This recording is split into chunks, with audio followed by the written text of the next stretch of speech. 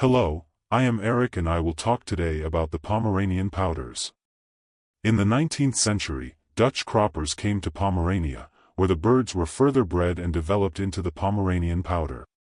The name Pomeranian Pouter was officially introduced in 1869, and in 1910 a special breeders' association for this breed was founded. Thus, there is kinship with the Dutch and Ghent croppers. The Pomeranian Pouter is not necessarily the longest or the tallest, but it is the most massive of all cropper breeds.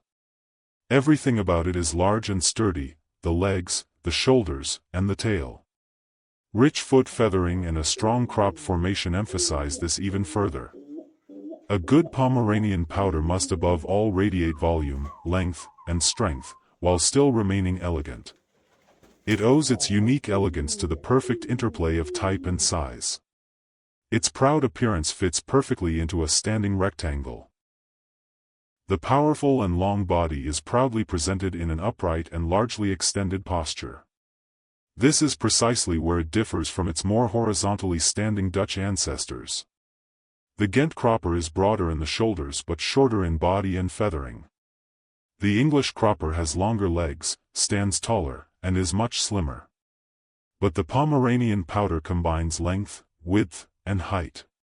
Think of a solid, proud cabinet standing upright. That is the image breeders often use. With the Pomeranian Pouter, we always look at three dimensions: length times width times height. Everything is large, broad, and strong.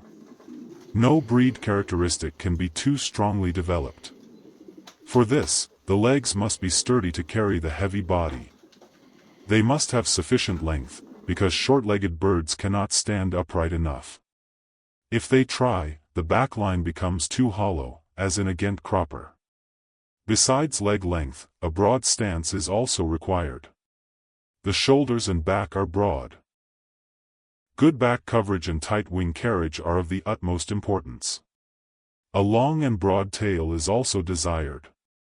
This ensures that the legs are positioned in the middle of the body, while other breeds derive their elegance from forelength. Thus, the front and rear parts are of equal length. A good Pomeranian Pouter is sharply stretched, upright, and able to present itself well. To allow the large and loose crop to fully come into its own, a long neck is necessary. The pear-shaped balloon is blown up large and full, with the greatest volume at the top, and merges into the chest without a waist. The crop is always carried naturally, without force. Despite the large crop, the crop feathering must be completely closed. Closed feathering is also required in the hindquarters. 12 long and broad tail feathers, together with the coverts and keel feathers, form the tail, while the number of flight feathers varies between 10 and 11. Because of the desired size with long legs and a long neck, the wing bones are also extended, so many large Pomeranian Pouters have 11 flight feathers. The feathering must be well-fitting, as must the back covering. The back-tail line must not be disturbed. Tight wing carriage is indispensable. The foot feathering must be directed sideways and well supported, so that the birds are not hindered in their freedom of movement. However, the proud impression of the upright posture cannot arise if the bird does not present itself freely. With the Pomeranian Pouter, everything must harmoniously complement each other. This also prevents exaggerations.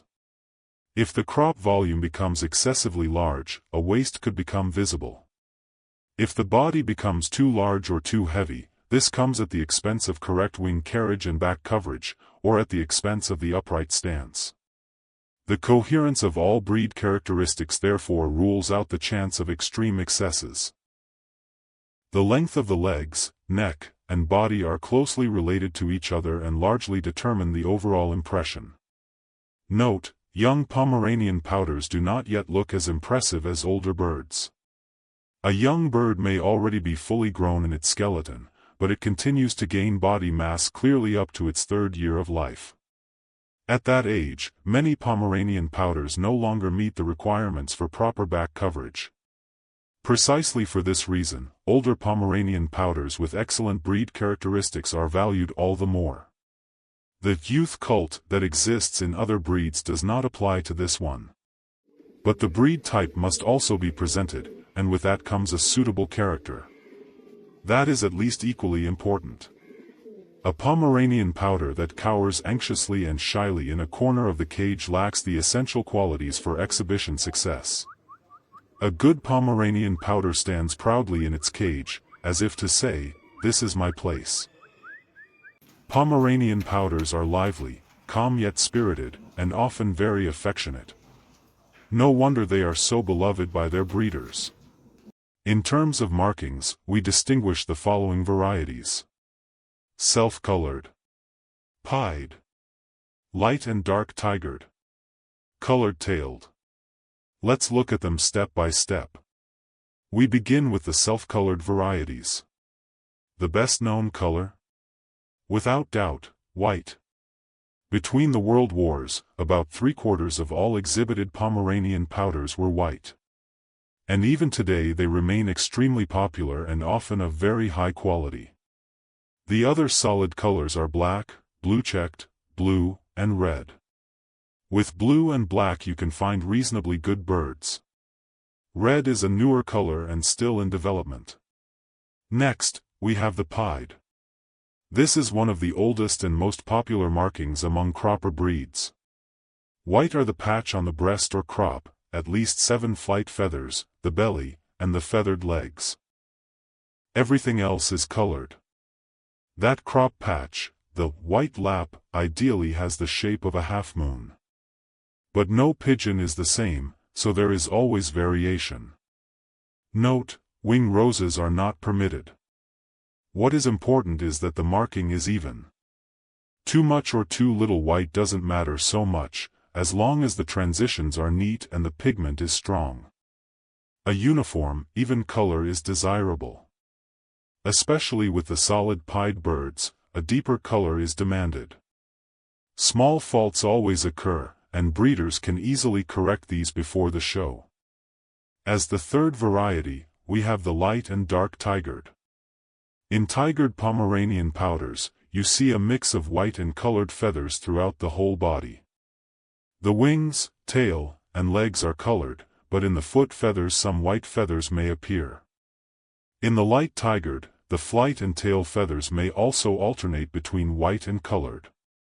This color variety is less well established. Still, especially among the black tigered, you sometimes see fine birds.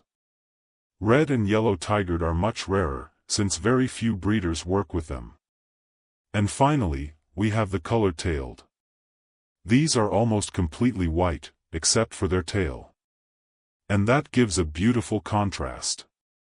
They exist only with a blue or black tail. The blue tails have a black band and lighter outer tail feathers, typical of all blue pigeons. But beware, breeding colored tails is truly a challenge. It may well be the most difficult variety. That is why not many breeders specialize in them, and the quality is therefore often inconsistent. Fortunately, in recent years we have seen a few more colored tails, though still not enough breeders working with them. And that was the Pomeranian Pouter. No wonder this breed has continued to fascinate breeders and enthusiasts for more than 100 years. So, whether you fall for its imposing appearance or its charming behavior, the Pomeranian Pouter is and remains a true star in the world of fancy pigeons. Did you find this interesting? Then be sure to leave a like and subscribe for more videos about our special pigeon breeds. Thank you for watching, and see you next time.